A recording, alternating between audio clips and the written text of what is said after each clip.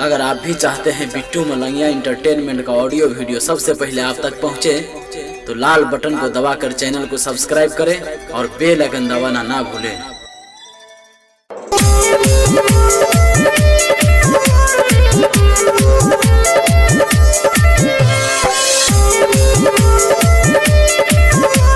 अपने सब सुन रहा छी बिट्टू मलंगिया एंटरटेनमेंट के। भगवान मान ने रिहो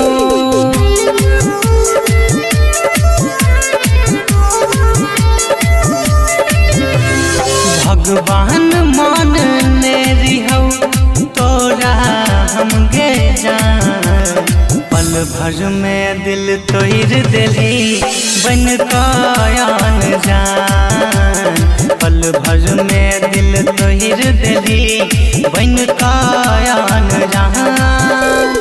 भगवान मान ने रिहो तोरा हम गे जान, पल भर में दिल तोड़ दिली बन कायान जान, पल भर में दिल तोड़ दिली बन कायान जान।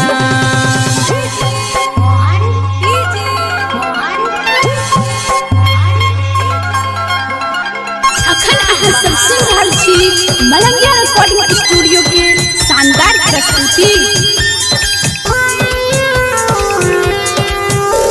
अभी आप सुन रहे हैं सोमी जी की प्रस्तुति।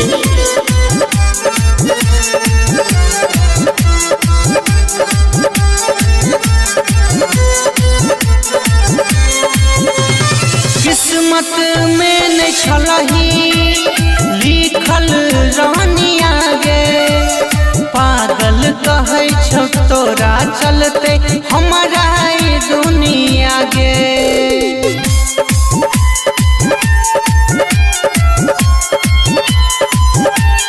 हो किस्मत में नहीं छलही लिखल रानी आगे, पागल कहे छो तोरा चलते हमारा दुनिया गे, हमारा दुनिया गे।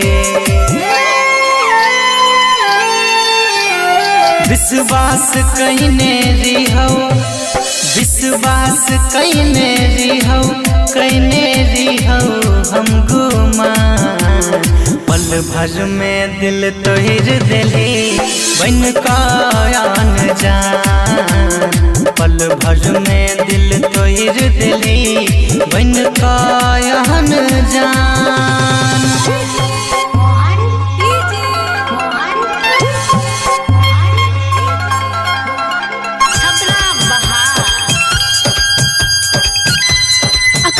सब सुन रहा छी मलंगिया रिकॉर्डिंग स्टूडियो के शानदार प्रस्तुति। अभी आप सुन रहे हैं सोमी जी की प्रस्तुति।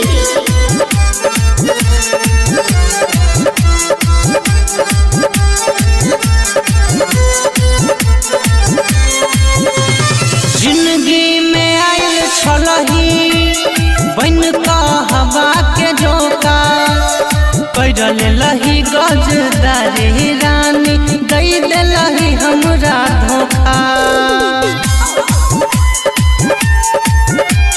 Mix by Bittu Malangia.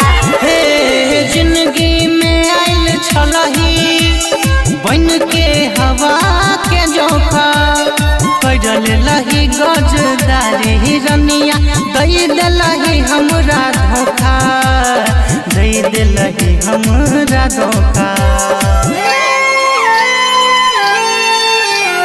दुर्गेश कहोगे गोरी, दुर्गेश कहोगे गोरी किया बनली बेईमान, पल भर में दिल तोड़ दिली बन कायान जान, पल भर में दिल तोड़ दिली बन कायान जान। सोमी जी सहरघाट।